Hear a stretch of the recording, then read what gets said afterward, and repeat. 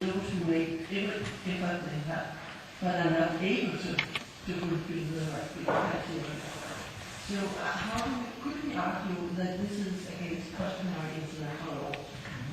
I propose that we take a couple of questions together. Giovanna.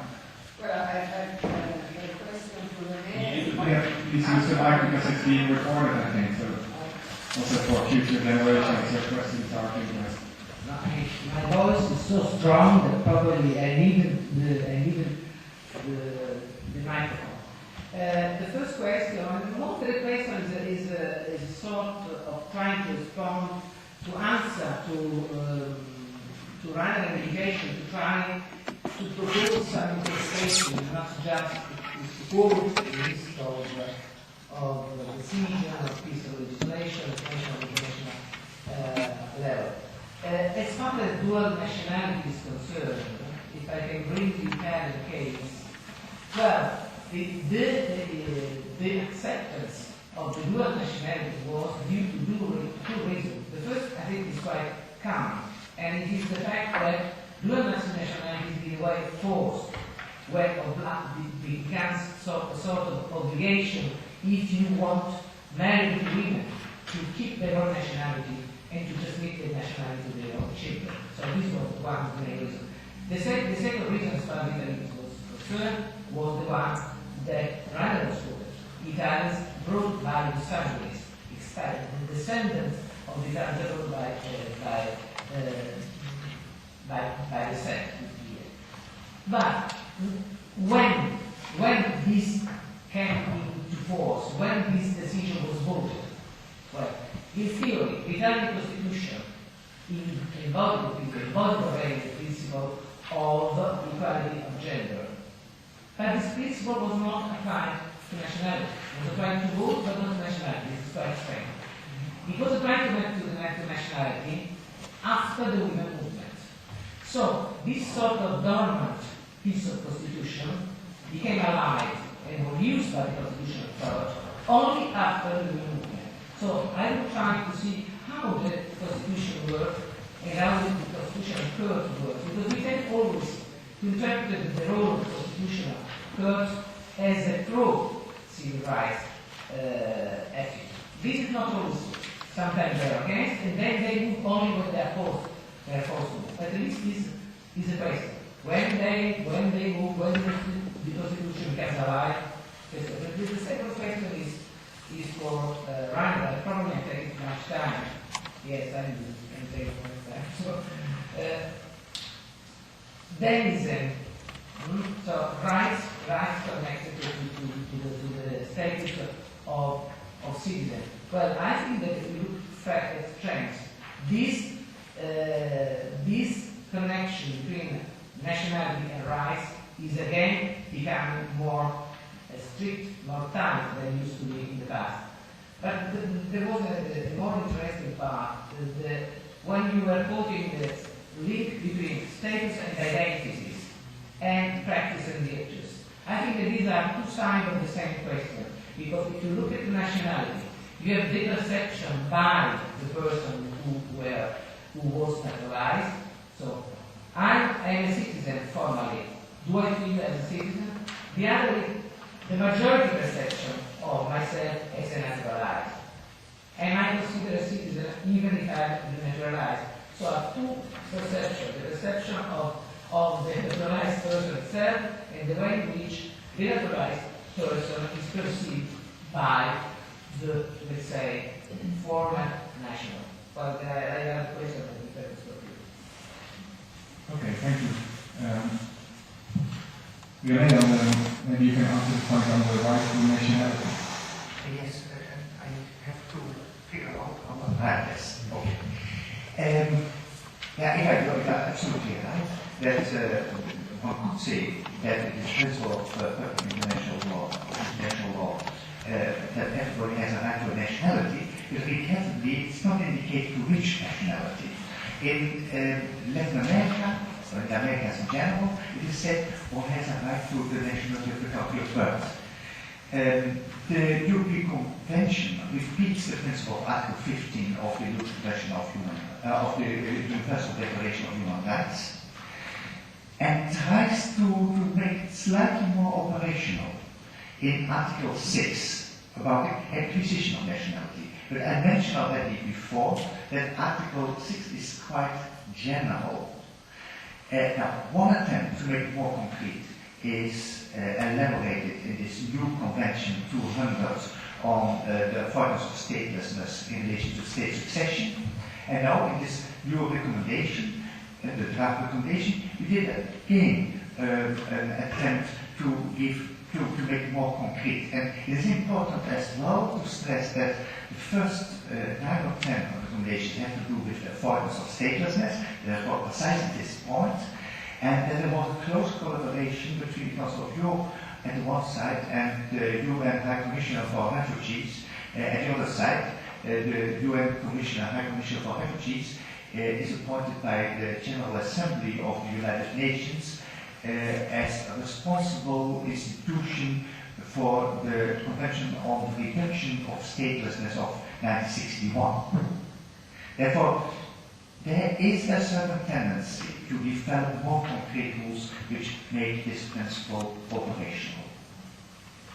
And the other point, perhaps I could touch that briefly as well, it is very interesting to observe that there are dormant rules relevant for nationality in states. And this principle of equal treatment of men and women in nationality law is a very good example. One could observe as well that in some countries it was decided to introduce it with retroactivity until the moment the Constitution came in force where this principle of equal treatment was in. And now we see a certain interesting movement, and perhaps we even should decide to take it on board. In the 70s and 80s, all European countries finally accepted the principle of equal treatment of men and women nationality law and introduced also on equal conditions EUCITAC a parte et a matre. And now a lot of states are reconsidering their transitory provisions. Because, for example, in the Netherlands, this principle was introduced on the 1st of January 1985. A question was what to do with those children of Dutch mothers who were already born. There was a period of 3 years within which they could use an option right. After 3 years, it was not possible anymore. And now there's a bill sent to Parliament to give all the rights, all the children who were born as a child of a Dutch mother will have unlimited right to opt for Netherlands nationality. And that has to do as well with these German principles that men and women really should be treated equally. Okay, Aina, maybe on the question on Dennison's here. I try to address Joan's last point, which was about self-perception and external perception as a citizen, which is linked on the one hand to identity questions, but also to practices. You conceive of yourself as a citizen. I think you're right. What we might be seeing is a shift away from what you could call a more permissive attitude towards citizenship in the past that also allowed it to see it in fairly instrumental terms. Now, how would citizenship become instrumental? It is under conditions where individuals say, well, this is not really about changing my identity, this is about gaining stronger rights of mobility. I can travel on that passport, security of residence where I live. I'm escaping whatever legal discrimination I might still face as a foreign national. Eventually, it might not change my status in social terms so much because I still will be perceived as a foreigner of that ethnic origin. So other people don't really see it as significant. Why should I, as a migrant, see it as significant? I do it if it benefits me, if it enhances my legal status and rights in that sense. And what I see in the attitude of some of Western European governments, like the British ones, also the Dutch one, maybe the French one, is an attempt in a way to fight this whole syndrome of an instrumental attitude towards citizenship. And it might eventually become a quite consistent approach that goes towards some kind of revival of civic republican ideas about citizenship on all of the dimensions that I've mentioned. You know, it's, the idea is it should be less instrumental, and maybe, if that's the only way we can do it, we will increase again the gap between denizenship and citizenship. So, you know, you have good reasons to want to be a citizen in the end. But at the same time, since this preserves the instrumental attitude to it, will make sure that if you choose it for that reason, will screen you, whether you are fit also in terms of identities, your attitudes, your knowledge about the language and the history of the country. So we'll counterbalance this instrumental incentive with a test of your fitness for citizenship. And then eventually, and I think you see this in the British reports, we'll also try to encourage you to become a citizen if you are seen to fit, and we'll try to teach the majority population to accept you as a citizen. So the idea is not the old one, it's completely optional whether you want to take it up. No, actually migrants should see themselves on a path to citizenship, but those who don't make it, and we won't make it too easy for them, should be seen as leaving the country again, since they don't want to be joining as full citizens. But those who join should be accepted by the others. This is how we build a new sense of political community. That's the thick conception that I see creeping in some of the older immigration countries in Europe, whereas in the newer immigration countries in the eastern and southern member states, we still find much more the emphasis on an ethnic conception that is exclusionary in access to citizenship, but doesn't bother too much about what goes on when people actually take it up and what the conditions are, because it won't change that much anyhow. They will always be foreigners, no matter what their legal status is. Yes, good.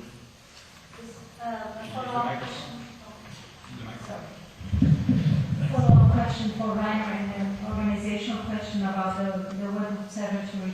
The follow-up question is, Rainer, in this track that you're pointing to, do you see, is this attempt to revise this Republican conception of citizenship something you can also identify with regard to other citizens, not just naturalizing citizens or to be citizens?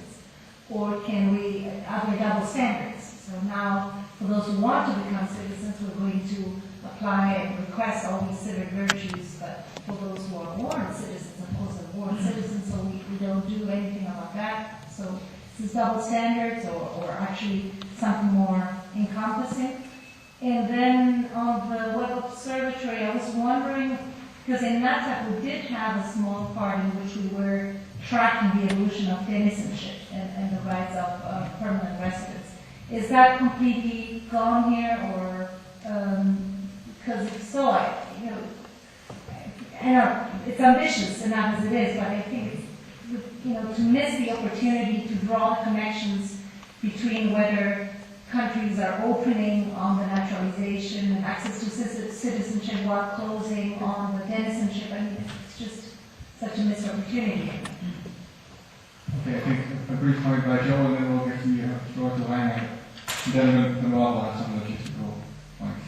On this issue of the dynamic between the two that Ruth just mentioned, I mean, I think it's really fundamental, because precisely the types of UK developments that Rainer was referring to, the idea of the probationary citizenship is coupled with a really disciplinary approach to the issue of long-term residence. So you have to choose to be a citizen, or you have to leave. That will be the ideal type, I suppose. It's not adopted, and whether it will be adopted is another matter. And it's relatively, there's a medium-term perspective on this, but it certainly raises some quite challenging developments in the relationship between the two. And just on that issue that you also raised, Ruth, in relation to the UK ones, I mean, at least in one of the reports, one by Lord Goldsmith, the two reports that Ryan was referring to, one by Lord Goldsmith, which isn't a government report, it was a sort of personal report for Gordon Brown, prepared by the former Attorney General, most famous for his funny advice on the Iraq War, to the cabinet on the legality of the Iraq War. Anyway, he suddenly became an expert on citizenship and wrote about that. And he commented effectively about this internal dimension as well, and wanted to import citizenship ceremonies for all young people at a certain age. And of course, in doing that, he may be running in one direction, but unfortunately, he's colliding with a complex internal agenda within the United Kingdom, where the devolution agenda makes these things very, very complex about the idea of swearing allegiance to the Crown. And it's not only in Northern Ireland, in some communities in Northern Ireland, that that's an exceptionally complex question. I did just want to comment on Ryan's very helpful notion of sort of European constellation citizenship, which I thought was exceptionally helpful. And I thought that in sort of legal terms, what's particularly useful about that is that it sort of warns us against, I know I gave a paper that was talking about a lot about EU citizenship, as it were, and analysing it in its own terms. But I think that's a very, if you will, reductionist view about notions of citizenship, and I think it's quite important, as much as possible, to sort of resist the capacity, to resist the temptation to study any form of citizenship as a sort of exclusive island in itself, and that nestedness means that whatever we're studying, we need to be looking at it relationally as well. Fine. Some brief final comments? Yeah. Okay, briefly, yes. Go ahead.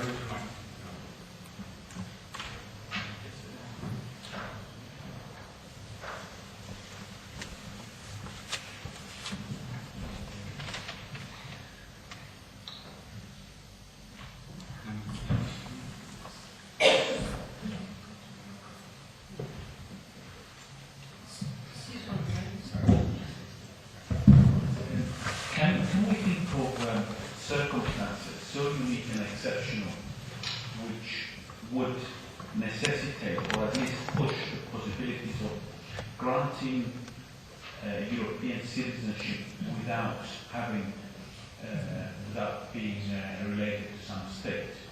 In other words, could we think of situations in which, at least in southern Europe, whereby to avoid most negative situations of statelessness or other forms of possibilities, we can think or conceptualize the idea of pushing forward an agenda of citizenship at the European level, which recognizes as being unsatisfactory, incorrect, or whatever, but allow the possibility of thinking beyond the narrow bounds of state-related citizenship.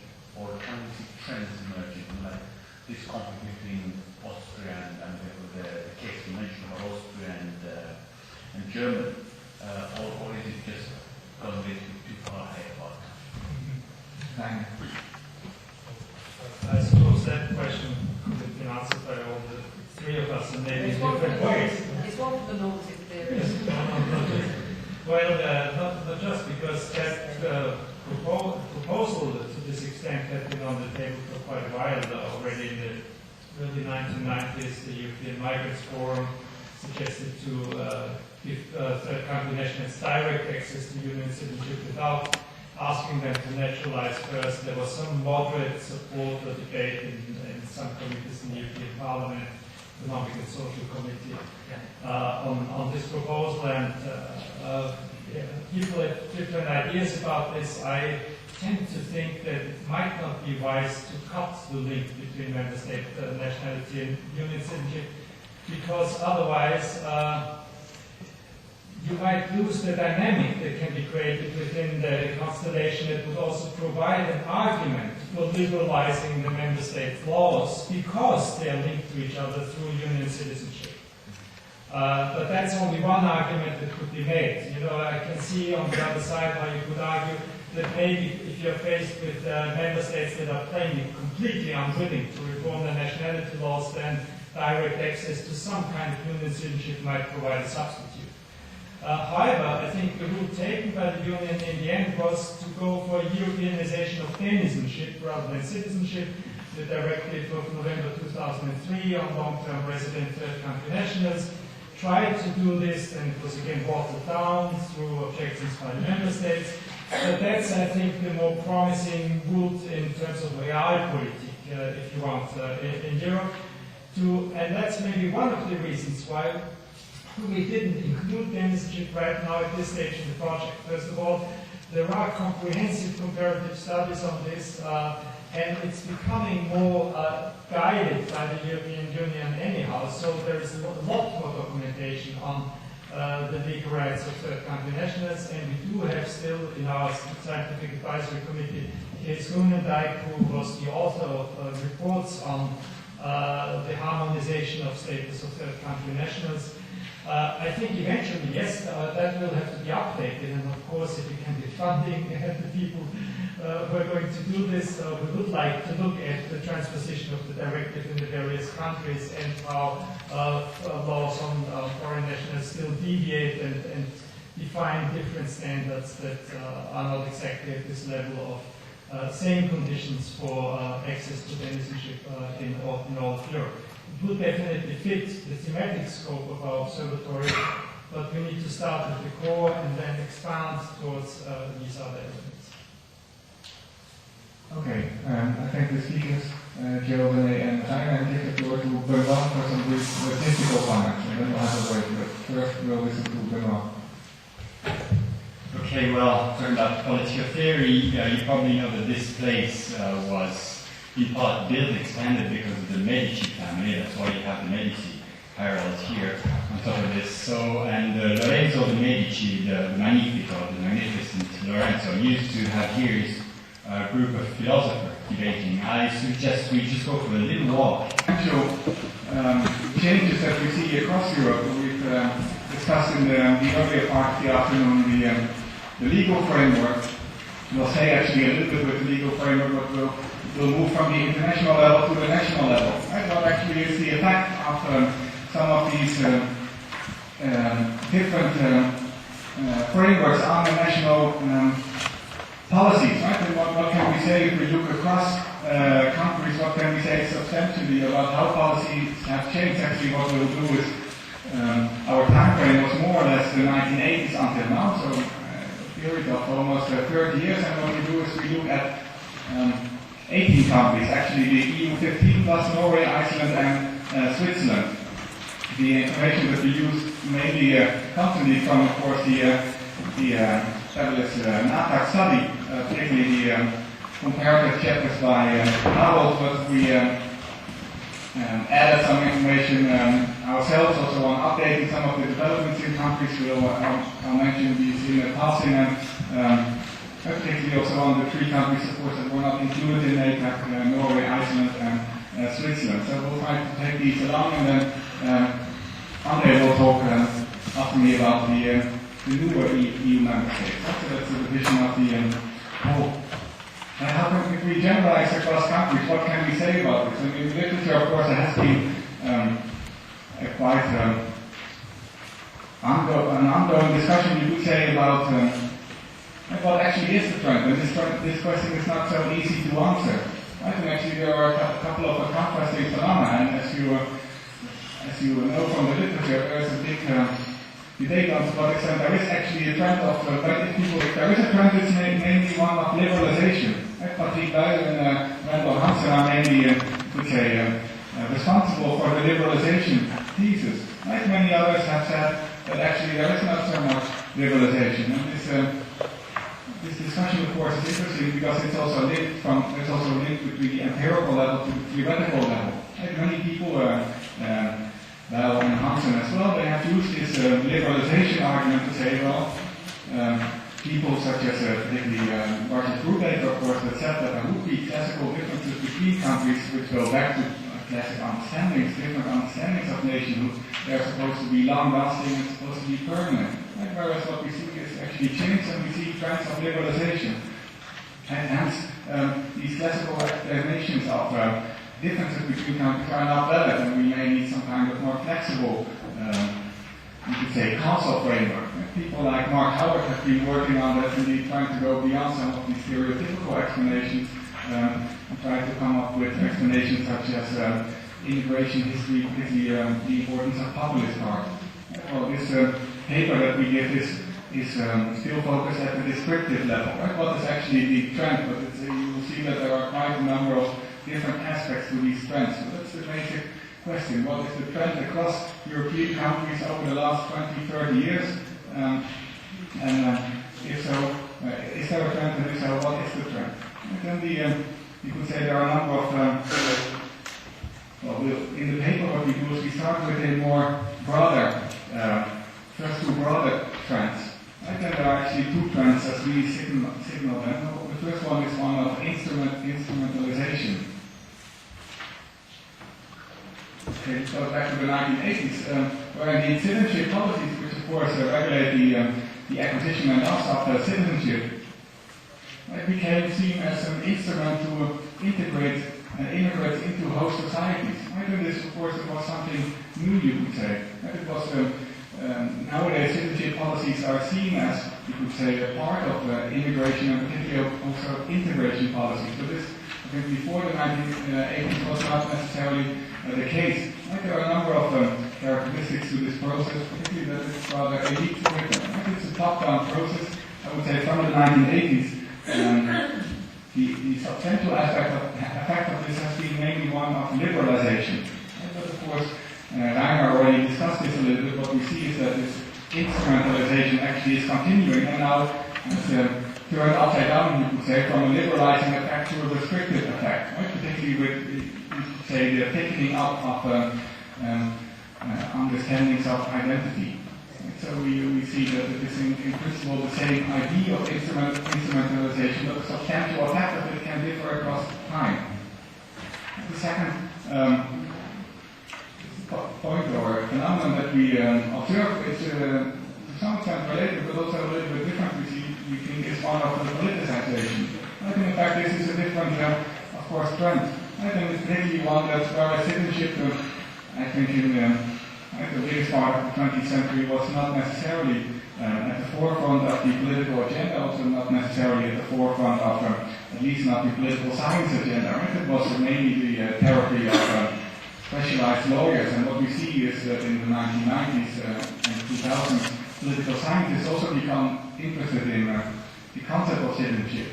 Right? And this, of course, also has to do with the fact with the aspect that citizenship as such becomes politicized. Right? And this comes a little bit later, I think, but indeed it becomes part of an identity politics. Right? We use citizenship, or how can we use citizenship to express our identity? Of course, again, this can have different, you could say, effects, but the main effect has been one of a little bit of a counter-trend against this instrumentalization, right? Particularly as citizenship has been mobilized by populist parties. In that sense, it's also more electorate-driven, you could say, more society-driven probably than the first trend. So this is, you could say, the general starting point. Then, of course, if we want to generalize from there are a number of problems. Particularly the fact that we see, you could say, a number of differences between states. And the first one is that, of course, if you want to generalize, states go through different processes. Right? There's a difference between consolidated states, particularly if you think of the differences between East and West, you could say, particularly in some of the new democracies in Central and Eastern Europe, of course, if you have fragile states, the concept of citizenship also gets a different notion. Right? It becomes a very important aspect in, as it were, bordering the community of those who are included, right? Which is probably different than in Western European countries where borders may be more consolidated. Right? So the fact that you have different dynamics in countries also means that it may be difficult to generalize. The second point, of course, is that we have different traditions. Right? We can talk about liberalization, but of course it depends on the starting point. What is the starting point? Some countries were traditionally relatively liberal, right? Particularly with regard to EUCITAC countries, and there, of course, the trend, particularly with regard to EUCITAC, is not so much a liberalization, but rather some kind of a restriction. Right? So it depends a little bit on the starting point. And then, of course, the interesting question is, how can we explain these different starting points? Right? Again, this is not what we do in the paper, but you can think of different histories of countries. Right? Particularly, of course, you see a difference between common law systems and civil law systems, or between colonial countries and non-colonial countries. of colonial empires, you could say. So there are a number of factors that you could bring in to try to explain, which is also, as Diana said, eventually part of the objective of the program. We don't only want to gather the material, we want to use this to explain comparatively differences between countries. Of course, in order to do that, we need good information first. Thirdly, of course, we see that countries go through different migration experiences. We have new immigration countries and old immigration countries. The difference between Northwestern Europe and Southern Europe. We also have countries that used to be an immigration country but now become emigration countries. The Netherlands has been an immigration country mostly since the Second World War. That's in 2004, 2005, 2006 there was a net emigration rate. Actually more people were leaving the country than coming in. This of course also changes the dynamics of the political debate, you could say. In as far as you use citizenship to control the entry into the state, if more people are leaving, it's also the case of the Baltic states in this keeping the connection alive with your emigrated community becomes very important, and they are concerned what to do with the immigrants. Finally, of course, we have different political contexts which make it difficult to generalize, and particularly the idea that the political context changes. And we see that, think of Germany, when the Red-Green coalition came into power in 1999, I think. You see, of course, that is one of the main reasons for the liberalization. But what if a new government comes into power? And the Netherlands is one of the best examples where we really see the citizenship policy going up and down between liberal and conservative. We have lots of people that, of course, ask us, people that want to do comparative research, what's the situation in the Netherlands? And then we say, oh, depends, but what was the situation between 92 and 97? Well, it's still complicated. So this of course makes a generalization, you could say, difficult. Now, having said that, what we do is still try to observe a number of the substantive trends, and I'll walk through these a little bit in more detail. Just to sum them up for you here. And the first one is one of actually extension and limitation of use agreements. Again, this is these trends are not let's say, unidirectional. The general trend is one of extension of the use agreements, but you also see a couple of limitations. And the same actually for use only. There is a trend of maybe extending use only. Germany, other countries which have a double use only provisions, but of course in the classical use only countries we see rather a limitation. So this should be observed as well. The third one, which I think is has been more contested in the past, but by now, particularly if you look at the 18 countries that we study, really what you can say that there is a unconditional, very straightforward trend towards the acceptance of multiple citizenship. Right? And this is really a trend of liberalization, and there's no bi-directional aspect, I would say, to this trend. Right? All changes go in the direction of accepting multiple nationality at the national level, at the European level. And Luxembourg, the last latest example. We'll walk through these examples. Of course, that doesn't mean that there is a unilateral, unidirectional trend of liberalization, because we also see that there is some toughening up or some picking up. Right? As Sarah also describes in her work, right, particularly with regard to naturalization requirements, you see introduction of extra conditions, language, knowledge about the country, and now, of course, we also see these trends of probationary, well, it's not a trend yet, but at least the first, you could say, example of probationary citizenship. And so this goes against the idea of liberalization. Fifthly, this is connected, I think, the idea that citizenship, that people can be deprived more quickly from their citizenship in cases of fraud. I think of the Hoffman case, probably, or in case of a crime. The Netherlands is, we have a bill in Parliament as well, where there is where the government wants to make it easier to deprive people of their citizenship when they commit terrorist activities or indeed serious crimes. And sixthly, this connects to Joe's presentation earlier. It's the increasing relevance of the European Union. Right? And we can give a couple of examples there. Well, the first time, extension and limitation of use agreements. Right? And this is one of equal treatment, but you can frame this differently. Right? You can frame this in terms of equal treatment, or you do frame this in extending use agreements. And of course, there's equal treatment in the sense that we abolish the unitary system and then we go to a dualist system. Right? So if a foreign wife marries if a wife marries a foreign man, then she doesn't automatically lose citizenship. Right? But with regard to youth and women, the main impact, of course, is that the wife can also, like in mixed marriages, the wife can also translate her citizenship to the child, right? Even if she doesn't, if she doesn't have the same nationality as the husband. Right? And, you see we put this on a timeline, and we see really that the main period of, you could say, changes is the 1970s and the 1980s, but of course there's quite a big gap between France in 1945 and Belgium, the Netherlands, and Switzerland in 85. Right? So it's a 40-year period. So it is overall. Right? And in fact, Switzerland only in 2006 fully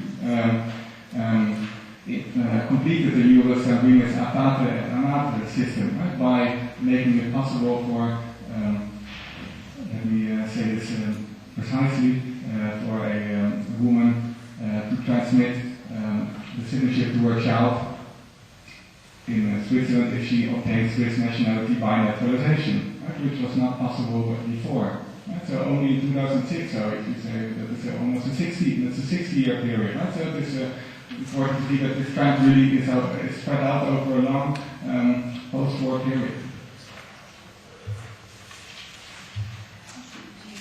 You realise that we've only got that like 10 minutes? Yes, it should be fine. Right, let me sum this up.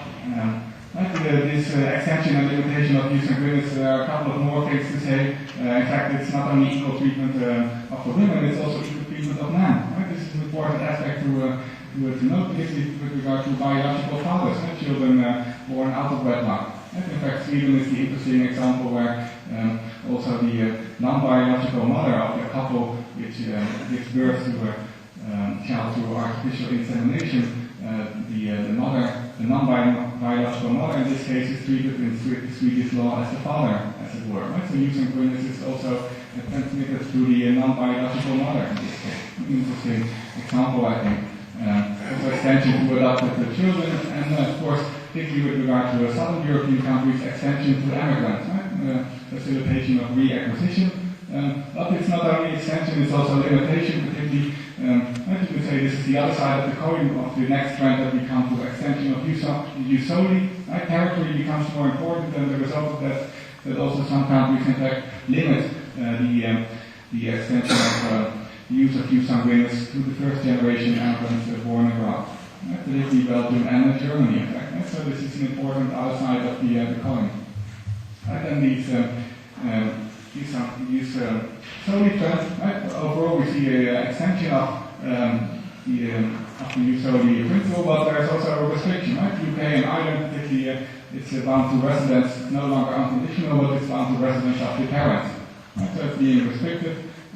Some countries, in fact, you see a restriction of jus soli for potential stateless children if they would also be able to obtain the citizenship of origin through descent. Right? So this is also, as it were, jus soli becomes less unconditional. We see that traditional jus sanguinis countries such as Germany introduced jus soli inspired elements, particularly Germany. Of course, this is conditional upon renunciation of the let's say the descent-based citizenship, right, between the age of 18 and 23, I think. Right, and we see the introduction of double jus soli. Right, in the Netherlands already in 53, but Spain and Belgium 80s and 90s, and in fact Portugal was the latest in 2006. Right, well, of course what we want to do eventually is, we'll come back tomorrow in the talk on comparative work, right, constructed tables. What we do here is only in the paper, you can find this more extensively, the paper of the NATEC modes A2 and A5. Right? And you can see that we can, as it were, try to capture the differences between states and also try to capture some of the dynamics of it over time. Right? So in bold, in this case, you see some of the changes. It's important to see that with regard to this jus soli at work, right? And this is really important also for such benchmarking exercises such as MyPax. Indeed, Sweden is the most liberal country in the MyPax index, right? And this is really problematic because it does not consider jus soli. Right? In fact, only 10 of these 18 countries have no USOLI at birth. Right? So in fact, the majority does not have these general either single USOLI or double USOLI. Probably the rest of the countries there. You can find the papers more extensively in the paper. Right, and the third trend which we described or observed is the increasing acceptance of multiple citizenship. And as René already said, of course, the consequence of extending jus sanguinis and USOLIs, in a situation where you have increasing migration, is the increasing occurrence of multiple nationality due to the introduction of these principles. Right? If you have mixed marriages, you have children with mixed nationality. So as a result of the equal treatment, you have the increasing occurrence of multiple nationality. If you see that this is the consequence of regulations used at birth, why would you try to obstruct this in a situation after birth? If we allow multiple nationality to come into being at birth, why would we make this more difficult after birth? And the consequence really is one of accepting multiple nationality. And there are two sides of this. First of all, with regard to the renunciation demand, if you want to obtain citizenship through naturalization, should you renounce your previous citizenship? The second one, if you voluntarily acquire a foreign citizenship, do you lose citizenship? Right? And we put this in the table, but also the years of change and also the ratifications of the international treaties. And here you see, of course, that there is an important effect of these, you could say. Well, it's actually a good question. Is this the effect of the international framework, or is the international framework the effect of domestic changes? I think what we see is really countries changing their vision of with regard to multiple nationality. Let's think of Belgium, right, which abolished the loss provision due to voluntary acquisition, and therefore it also retreated from the Strasbourg Convention, Chapter 1. Right? So we see important, at the moment there are only a few countries which, indeed, as René already explained, are party in Chapter 1 of the Strasbourg Convention. Right? Italy, of course, is a problematic case. Right? There's no renunciation demand in Italy, there's no loss provision, but they are still party of the Strasbourg Convention. Right? Of course, this is strange, you could say. Right? But this also means that in Italy there is no unilateral acceptance of multiple nationality according to the Strasbourg Convention. It should still, when Italians obtain the citizenship of one of the convention parties, then they should still lose their citizenship. And of course, the question is there any control of this? We have looked into this question a little bit in the Netherlands, and of course there is no control. Like, well, between some countries there's the Treaty of Paris, I think there's some information exchange, but there's not really control. Right? But it's a good question whether Italy is still a member of the Strasbourg Convention, Chapter 1. Right? Of course, they are also a member of the second protocol, so they allow for some exceptions according to this rule. And so we see lots of changes here, right? With regard to the abolishment, and all changes, or really say most of the changes almost all changes go into the liberal side. The problematic case is the Netherlands, which has still the renunciation demand. This was also the case before 1992, but between 1992 and 1996, it completely accepted multiple nationality and did not enforce the renunciation demand. Right now there is a renunciation demand, but with lots of exceptions, and there is a proposal in the parliament to take away one of these exceptions. Right? So if that would be accepted, there would be an example against the trend. But the overall trend very strongly is towards increasing acceptance. You can see this here in 1980, 11 out of the 18 countries had a renunciation demand. In 2009, only 6 of the 18. Right? Mainly Austria, Denmark, and Norway, more or less unconditionally. Right? But also Germany, the Netherlands, and Spain. Spain, of course, still has this renunciation demand, but does not actually enforce it. The same with the loss provision. In 1980, 13 of the 18 countries had a loss provision, but in 2009 only 6 of the 18. Right? So really, this is becoming increasingly a minority of countries. Right? The fourth trend, introduction of integration conditions, you could say the thickening up of the consequence of the thickening up of notions of citizenship. We see the introduction of language tests, the introduction of gender integration tests, and also some more stress on ceremonial US-style naturalization ceremonies, which sometimes also an oath of allegiance. Particularly the UK, the Netherlands, but we see this in other countries, which we also put in the table in the paper, which you can see in some of the appendixes. Of course, we use the material from Harold, but also from the paper by Ricky and Betty from the NAPA drawing. Right? And also, of course, we have used Sarah's work on these naturalization requirements. Right? And what we see here, there are a number of things which we see here, that there is an introduction. There are more conditions, language conditions being introduced, ceremonies. What is important is that they are obligatory in the Netherlands and the UK and Denmark, I think, as well, but not in France. Right? With regard to the residence requirements, what Eva will correct me if I'm wrong. What is important with regard to the residence requirements is that, in fact, here we see also a little bit of a mixed pattern. Right? And Luxembourg, in this case, it's interesting. Luxembourg in October or November accepted the bill, which entered into force 1st of January, accepting multiple nationality, no longer the renunciation demand, but actually it introduced a longer residence period. Right? It used to be 10 years, and it went to 5 years, and then now it is 7 years. Right? So you see that some of these things go up and down, as it were. Also, with regard to the fees, how much we actually have to pay, it's very difficult to get information. Of course, this is really where we need the big team to make this also precise. But we see lots of variation. Some countries you don't have to pay at all, and of course, other countries you pay up to maybe 1,000 or even more euros. Right? So there's a big differences between countries. Fifthly, we see indeed that it's more easy to deprive people of citizenship. This is also in line with the Article 7 of the Convention, right, which could be considered a problematic exception, perhaps, right, so that you can also deprive people of citizenship if they obtain this by fraudulent behavior, even if this leads to statelessness, right, which is, of course, a problematic situation.